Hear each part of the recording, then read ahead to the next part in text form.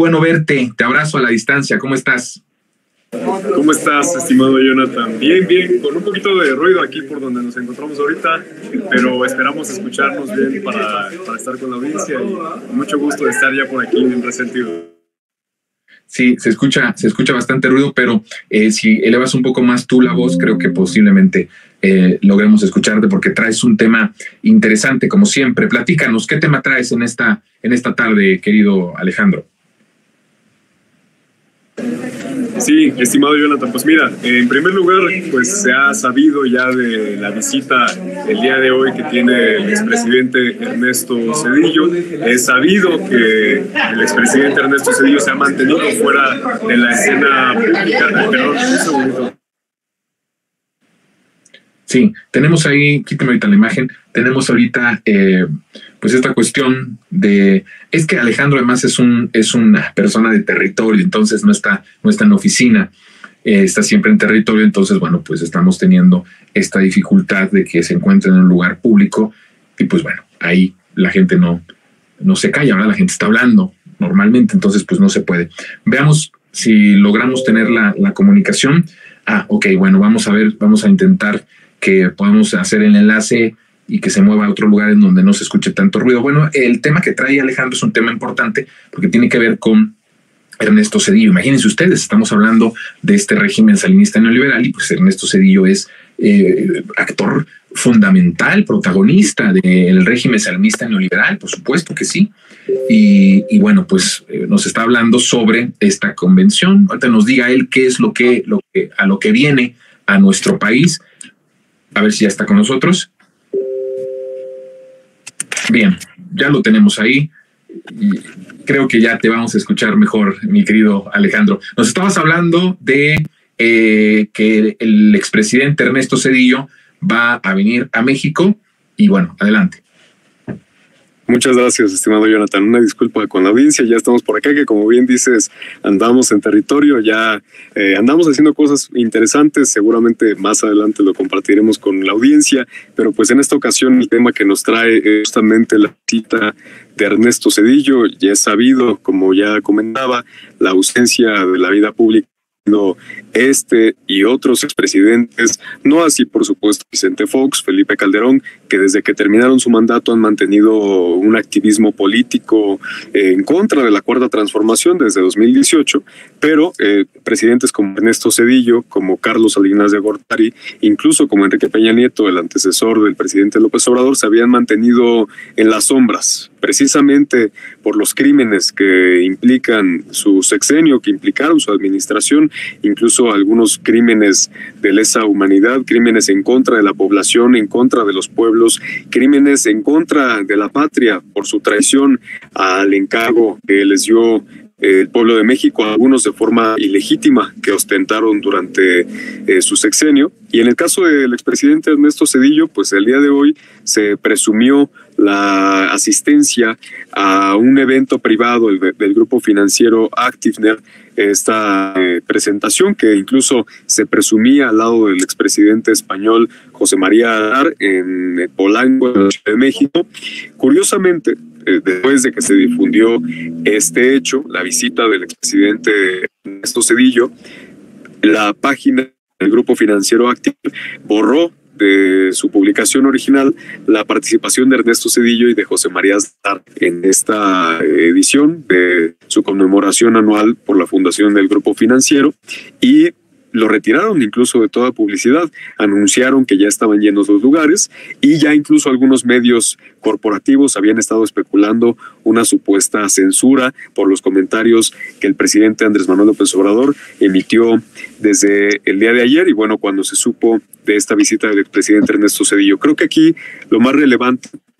por un lado, es las razones por las que el expresidente Ernesto Zedillo decide regresar a México. Él había estado viviendo fuera de México. Cabe recordar que estuvo trabajando para una de las empresas ferroviarias a las que él le entregó los ferrocarriles nacionales, como recordó el mismo presidente Andrés Manuel López Obrador. Y al recordar que iba a darse esta visita, el presidente lanzó estas 4 preguntas que le hacía al presidente Ernesto Zedillo, las cuales yo dudo mucho que las conteste, pero son muy importantes. La primera de ellas es por qué el expresidente Zedillo convirtió las deudas privadas de unos cuantos en deuda pública con el FOBAPROA. Segunda, ¿por qué envió al Congreso una reforma de pensiones en la que el trabajador, al jubilarse, no recibe actualmente ni el 50% de su salario?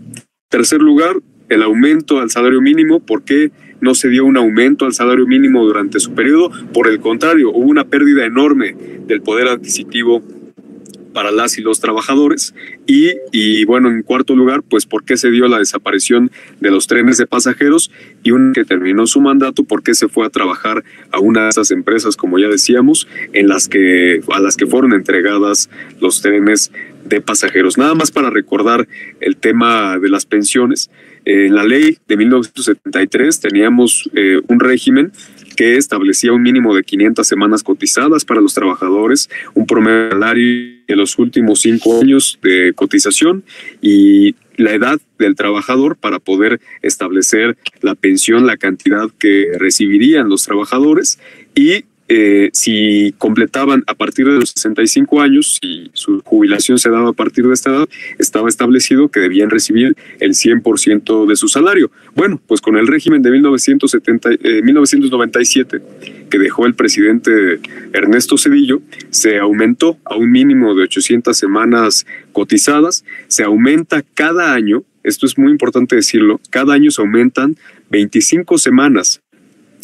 hasta llegar a los 2031, va a ser un aumento de 25 semanas por año. Actualmente en el 2024 son 800 semanas cotizadas. Fueron diferentes modalidades de pensiones que básicamente pues se concretan en la privatización del sistema de pensiones mexicano y que cada vez haya una menor posibilidad de los trabajadores de aspirar a una pensión digna. Y bueno, pues justamente aquí hay que recordar que el presidente López Obrador está planteando para el próximo 5 de febrero, en una de sus iniciativas, en una de las reformas que va a enviar al Congreso en el aniversario de la Constitución de 1917, precisamente la reforma al sistema de pensiones para recuperar pensiones dignas para el pueblo de México. Y precisamente la política del presidente López Obrador en este y otros temas ha sido contraria a lo que el expresidente Ernesto Zedillo en su momento, durante su gestión, desmanteló. Como ya decíamos, estamos hablando de los ferrocarriles nacionales que entregó Zedillo, que hoy en día se están recuperando con el presidente López Obrador. Estamos hablando del sistema de pensiones en México, estamos hablando del FOBAPROA, que por el contrario a lo que hizo el presidente Ernesto Zedillo, lo que hizo el presidente López Obrador en la pandemia, que también hubo por lo tanto una crisis económica, no fue salvar a los de arriba, sino ver por los más necesitados y dar atención prioritaria por parte del gobierno a los más pobres, así como el aumento al salario mínimo. Todo lo que le cuestiona el presidente López Obrador al expresidente Ernesto Zedillo hoy en día tiene toda la autoridad moral y política, ya a unos meses de concluir su sexenio, de poder hacer estos cuestionamientos ya con toda la autoridad, de saberse, pues habiendo realizado una política totalmente opuesta a la política antipopular y antiobrera que desplegó Ernesto Zedillo en nuestro país, como una continuidad de lo que tú bien has denominado como estalinismo neoliberal, que a pesar de darse una ruptura de Ernesto Zedillo con el expresidente Salinas de Gortari, una ruptura política supuestamente por la crisis que hubo a finales del año 94, principios del 95, pues realmente fue en los hechos una continuidad de la política salinista neoliberal, lo que implementó Zedillo en nuestro país, y que conviene mucho recordar el día de hoy que vuelve a pisar estas tierras el expresidente Ernesto Zedillo. Qué buena comparación. Estás hablando de la autoridad moral, que era lo que yo decía. Estos personajes de Ernesto Zedillo, ya como un ejemplo muy concreto, con una ruina moral, una ruina ética, una ruina política, una ruina humana, y el presidente López Obrador con toda esta autoridad política, ética y con el amor al pueblo. Es un ejemplo interesante, porque además, Alejandro, yo sostengo y he dicho que la Cuarta Transformación, antes que todo, fue el mecanismo de supervivencia de la gente, fue como un salvavidas a las personas que llegó en el momento justo para salvar a mucha gente que ya se estaba hundiendo. Y lo digo porque si solo tocamos el tema de las pensiones, con estas pensiones tan raquíticas, ¿qué haría todas esas gentes, todas esas personas, todo ese pueblo que ya no trabaja si no hubiera la pensión universal, que ya es constitucional y que en este año 2024 aumenta a 6,000 pesos bimestrales? O sea, es como ir sanando poco a poco todas las deudas, todo lo inmoral, todo lo inhumano que generaron y que provocaron los antiguos presidentes por seguir esta política económica neoliberal. ¿Cómo ves esta parte? Precisamente, justamente también otro tema fundamental es los programas sociales que ya están establecidos en la Constitución, a pesar de la oposición del PRI y del PAN para aprobarse estos programas sociales. Lo vimos en el Congreso de la Unión. La misma política que implementó el expresidente Zedillo en contra del pueblo es la que hoy en día siguen representando el PRI y el PAN, y por eso en su momento se opusieron a que estos programas sociales, como fueron implementados desde el inicio del sexenio, se convirtieran en derechos constitucionales que ya no pueda quitar ningún presidente, ningún mandatario, incluso que se atreviera a traicionar lo que hasta el día de hoy se ha construido. En un futuro, en 30, 50 años, es un derecho constitucional que ya está asegurado para nuestra generación y para las que vengan. Entonces, pues como tú dices, es poder ir sanando poco a poco las deudas que tiene el Estado mexicano con todas estas generaciones que desde el periodo neoliberal fueron afectadas en su momento. Muchos trabajadores fueron despedidos de manera injusta. Tenemos muchos casos. Está el caso de los trabajadores de Luz y Fuerza del Centro, la desaparición de empresas del Estado que eran estratégicas para el desarrollo nacional y que a lo largo de estos primeros 5 años de la Cuarta Transformación se han podido ir recuperando la capacidad en el mercado incluso de Pemex después de la reforma de 2013, después de la reforma energética. Hoy está comprobado un fortalecimiento de Pemex que no se tenía después del desmantelamiento que padeció durante todo el periodo neoliberal, y lo que ellos concebían como el Estado pues era no otra cosa que hacer negocio para unos cuantos y para asegurar también su estabilidad económica personal hacia los siguientes años. Y eso yo creo que debe recordarse, debe de estar en la memoria, para que en este momento en donde se atreven a volver a aparecer en la vida pública del país, pues cuando menos tengan la vergüenza de enfrentarse a estos cuestionamientos que son muy claros, están muy delimitados, creo yo, muy bien planteados por el presidente López Obrador, para que el pueblo de México también tenga la oportunidad de hacerle estos cuestionamientos. Yo estoy seguro que a pesar de que el día de hoy se hayan refugiado allá en Polanco en un evento privado, ninguno de ellos tendría la autoridad para recorrer las calles de nuestro país, para ir al centro histórico, pero de alguna forma es lo que estos expresidentes están tratando de medir, qué tanta capacidad tienen de regresar a la vida pública del país, y yo creo que eso depende totalmente de que el pueblo de México se los permita, que se atrevan a volver a pisar México, que se atrevan a volver a pisar estas tierras sin ser cuestionados por los crímenes que cometieron en su momento, en contra de los intereses nacionales, en contra de los intereses del pueblo de México. Y no es el único caso. Hemos visto apenas al expresidente Enrique Peña Nieto, que después de haberse ocultado durante tantos años, volvió a aparecer en República Dominicana, nada más y nada menos que al lado del expresidente Clinton y de Hillary Clinton, expresidente estadounidense, y rodeado de la misma élite que apoyó estas políticas durante todo el periodo neoliberal, y que hoy en día, cuando la Cuarta Transformación no solamente se está consolidando en México, sino que representa un referente de un nuevo modelo humanista de estado de bienestar para todo el mundo, pues se están articulando para tratar de impedir que la Cuarta Transformación avance y que la Cuarta Transformación pueda representar, como ya decíamos, un modelo exitoso de estado de bienestar, de política social humanista, que se ha replicado también en otras partes del mundo, como seguramente lo estarán haciendo otros presidentes de América Latina, presidentes progresistas como Petro en Colombia y otros que están viendo muy de cerca el ejemplo de México y del éxito económico que tiene este modelo ya a unos cuantos años de ser implementado. Entonces, pues seguramente están muy asustados y por eso regresan a estos foros internacionales para volver a tener un peso político en la escena pública de nuestro país. Qué interesante análisis de cómo estás viendo también o interpretando la llegada de Ernesto Zedillo a México. Sí, me parece que hay como una alarma, incluso que se puede convertir en una alarma de que esto se expanda a otras partes de nuestra región latinoamericana. El ejemplo del sistema económico que se está implementando, que es un sistema ante todo humanista, antes que industrial, antes que económico, es humanista. A partir de ahí se generan las políticas públicas y las políticas económicas. Y es interesante pensar que está aquí en cierto sentido también, porque él, siendo uno de los pilares de justamente la ejecución de este sistema